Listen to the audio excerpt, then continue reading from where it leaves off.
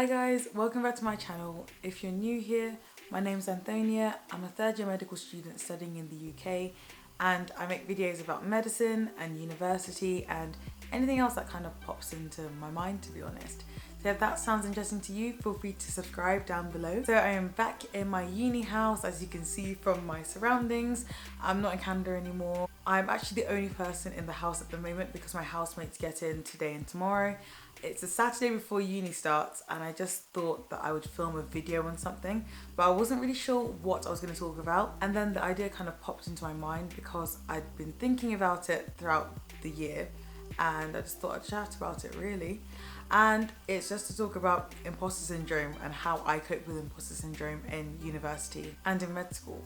So imposter syndrome is the persistent inability to believe that one's success is deserved or has legitimately been achieved as a result of one's own efforts or skills. So essentially, imposter syndrome means that you feel like you don't deserve to be where you're at, or you don't deserve to have what you have, etc, etc.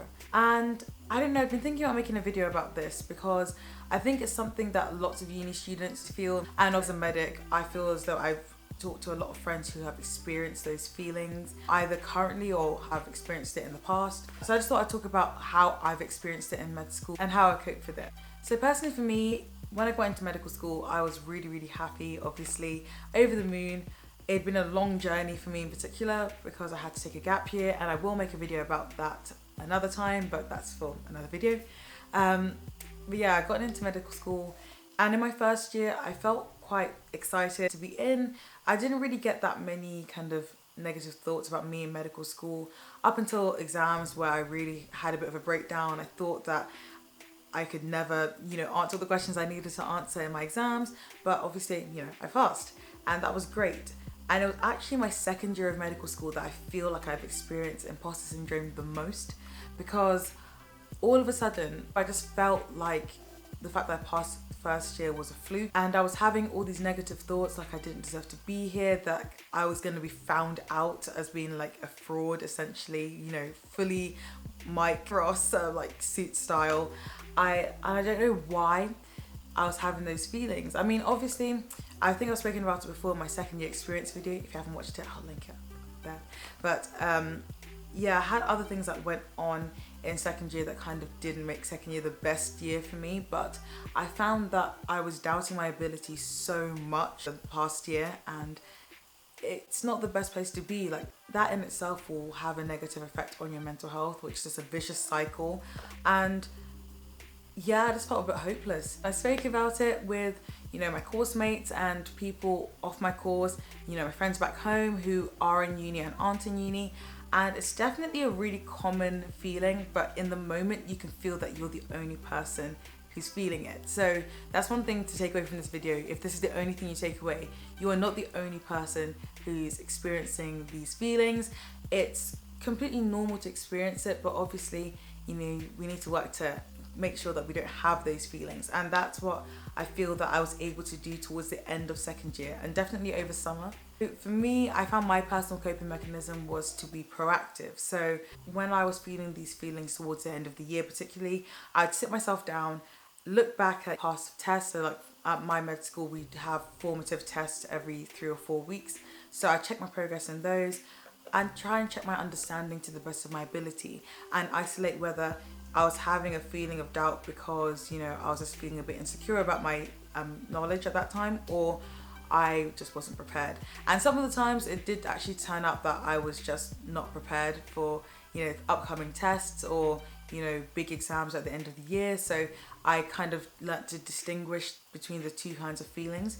But when I was feeling down for no specific reason, I was feeling like I didn't deserve to be here, I would try and be proactive with it. I try and remind myself of my past successes and remind myself that I do actually deserve to be here, which it sounds really silly, but sometimes you just have to say to yourself that you wouldn't be here if you didn't deserve to be here. Personally for me, I believe in God, so I believe that God has a plan for us and that we are always right where we're meant to be. So I try and reaffirm myself that way, and then I found that talking to my friends helped as well. I think it was actually talking to a couple of my course mates April of second year that I actually properly realized that I wasn't the only person that felt like that, and we were able to kind of reaffirm each other as well, and also be proactive, like set up revision plans. Like me and my housemate, we revised non-stop for the 2 weeks in the lead up to our main exam, and you know, that came off the back of us basically saying like, yo, I'm feeling like, you know, this medical exam might be my last medical exam ever, and just kind of working through it. When I was speaking to my other friends, like both on and off my course, I know a lot of them were saying that they kind of do similar things and it seems to work. For me, like, again, I spoke to my family about it as well, because my family are the people that know me best, and they're probably able to give me the best reassurance because they just know me so well. I had a particular friend who said that he looked back at his CV, because obviously your CV has like all of your accolades and qualifications and everything on it, and he said that that was a really good way for him to just get out of that headspace that he doesn't deserve to be where he's at and move forward.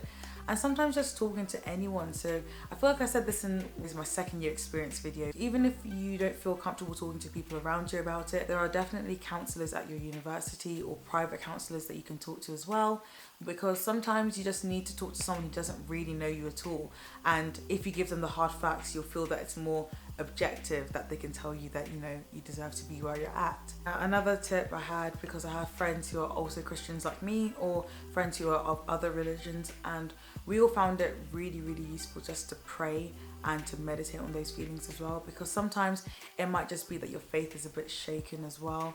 And I even knew people who just practice mindfulness, so literally sitting down and just thinking positive thoughts, and you know, that actually does help with your mental health, and it helps you to feel like, again, you're regaining control of your situation. But yeah, that is this video. I feel like I just rambled a lot in it, but I hope it's actually helped someone, because it is awful, especially when you're in the thick of it, thinking that, you know, you don't deserve to be in the situation that you're in. But I feel like it's important to remember that you do. I personally believe that everybody is exactly where they need to be at any given moment, because that's just God's will for us. But yeah, I hope this has been able to help someone. Whatever situation you happen to find yourself in, you can do it, guys. I have faith in you. You should have faith in yourselves. And I feel like this has taken a very, very interesting turn into like a motivational speaker's like set. But yeah, I'll leave you guys with it. I need to go to the gym. But I hope you guys have enjoyed this video. If you have, please feel free to give it a thumbs up. Subscribe for some more rambly content about university and life and all of that. If you have any videos that you'd like to see from me, please feel free to leave them down in the comments, and I'll see you guys next time. Bye.